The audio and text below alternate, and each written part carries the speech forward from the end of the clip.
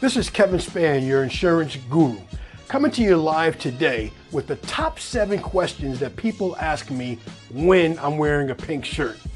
Number 7, why is life insurance important? Life insurance is important for 3 reasons. Number 1, you want to take care of your final expenses. That's the cost of your funeral. Number 2, you want to pay off any outstanding debt that you have, whether that's a home mortgage, whether that's credit card debt or a car note. Last and most important, life insurance, if you have the right amount, it can also replace your income and take care of future goals.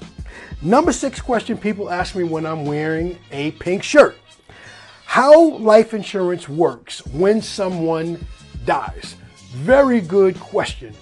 The way that life insurance works when someone dies is that you can let the funeral home know that you have a life insurance policy. The life insurance company will then cut a check directly to the funeral home, and the balance of the proceeds will go to the beneficiary. So that's the way that life insurance works when someone dies. Number 5 question is, will life insurance pay for death by suicide? The answer to that question is no. If someone commits suicide within the first 2 years of having a life insurance policy, it's known as the contestable period. So you cannot buy a life insurance policy and take your own life within 2 years. The life insurance policy will be null and void. Will life insurance cover the cost of a funeral? Yes, as long as you have enough life insurance. So that begs to ask the next question. How much does a funeral cost? Well, it all depends. If you're being buried locally here in the New York State area, the average cost is between $10,000 and $12,000. But a conversation that I like to have with people, since we have so many people from all over the world in New York, is what are your final plans? Some people plan to be cremated. Believe it or not, you cannot be cremated for free. You'll pay less, but that cost can still be between $3,000 and $5,000.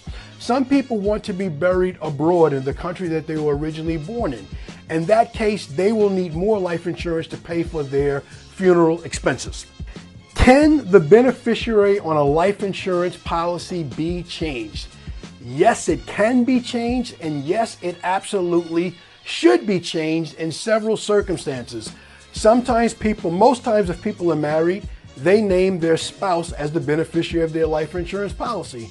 Well, as we all know, about 50% of marriages unfortunately end in divorce. However, they don't always let their life insurance agent or their life insurance company know.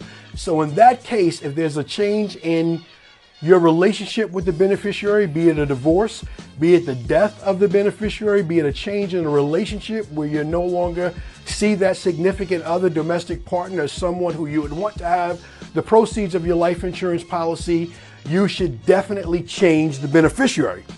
What life insurance is right for me? Should I get a whole life policy? Should I get a term policy? Well, those 2 policies are very different. I won't answer in those questions in this question, but the one thing I will tell you, you should get the amount of life insurance that best suits your budget. As a general rule, a younger person can buy a significant amount of term life insurance for very little premium. And I'll say young as being under 50, being a man of a certain age myself.